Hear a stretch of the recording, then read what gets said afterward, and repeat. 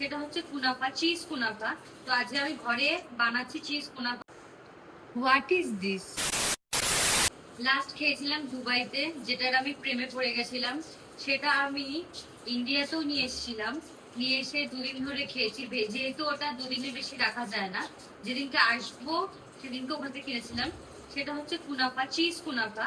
তো আজকে আমি ঘরে বানাচ্ছি চিজ কুনাফা। আজকে আমাকে একটা ভিডিও দেখে বলেছিল কি যে একটু চিজ কুনাফা বানাস না, তা আমি ভিডিও দেখেই বানানোর চেষ্টা করছি। অলরেডি আমি এইদিকে ওই চিজ যে ক্রিমটা দেয় চিজের, সেটা আমি অলরেডি বানিয়ে রেখেছি। আর এটা হচ্ছে চিনি সিরাপ, সেটাও আমি বানিয়ে রেখেছি।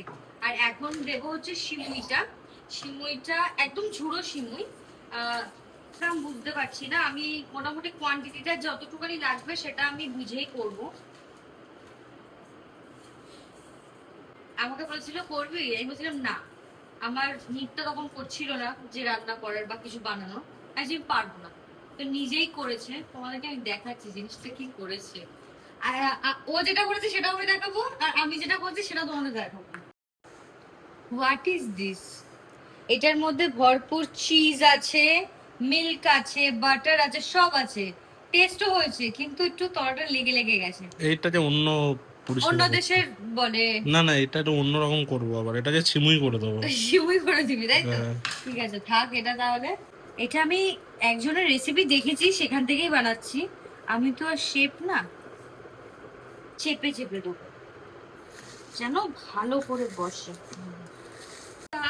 করেছি দুধ দিয়ে, এই দেখো একদম একবার মালাই মালাই মতন হয়েছে।